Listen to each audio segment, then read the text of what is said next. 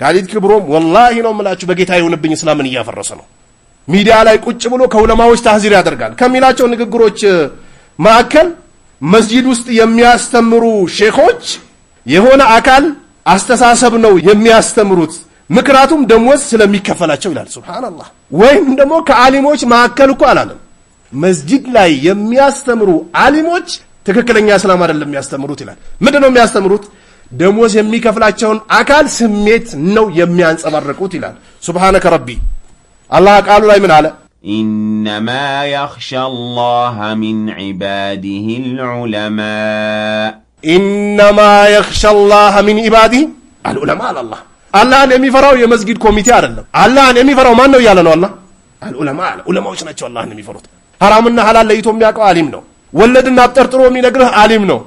የሚቻለውና የማይቻለው ዝርግፍ አድርጎ የሚናገረው ዓሊም ነው። ጃሂልማ ምን ያውቃል? ጃሂል ሲንሰራፋ ነው ጅህልና ቤት ሰርቶ ሰዎችን የሚያጠፋው። ስለዚህ ዓሊሞችን በግልጽ ነው የሚተቸው። ዑለማዎች መስጂድ ላይ የአንድን አካል ግንዛቤና የአንድን አካል ፍላጎት ነው የሚያሰራጩት አለ የአላህ ነብይ አለይሂ ሰላቱ ወሰላም። አልዑለማ ወረሰቱል አንቢያ አሉ። ኢነል አንቢያ ለም ይወርሱ ዲናራን ወላ ድርሃማን አሉ ነብይ አለይሂ ሰላቱ ወሰላም። ነብዩ አለይሂ ሰላቱ ወሰላም ዑለማዎች የወረሱት ምንድነው አሉ? ዒልም ነው። ኢነል አንቢያ ለም ይወርሱ ዲናራን ወላ ድርሃማን አሉ። ዲናርና ድርሃምን አይደለም ያወረሱት፣ ወረሱል ዒልም አሉ ነብዩ አለይሂ ሰላቱ ወሰላም። ያወረሱት ምንድነው? ዒልምና ያወረሱት። ዑለማዎች የነብያቶችን ውርስ የወረሱ ናቸው፣ ይከበራሉ በደረጃቸው ልክ።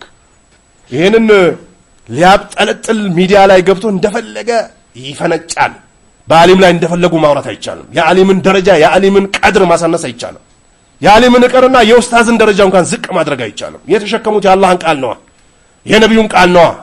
ጃሂል ነው፣ ምንም ያውቀው ነገር የለም። ቁርአንን ከእንግሊዝኛ ትርጉም ከእኽዋኖች ወይንም ደግሞ ከስሩርዮች ከቁጥብዮች ከአቅላንዮች ወስዶ ነው እስላምን አስተምራለሁ የሚለው።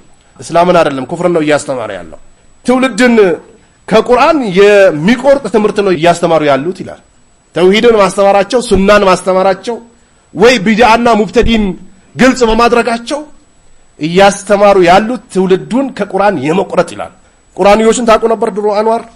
ቁርአንን ብቻ ነው የሚሉት። እሺ ቁርአን ካልክ አርካኑ ሰላ ዋጅባቱ ሰላ ሱነኑ ሰላ ከየት ልታገኘው?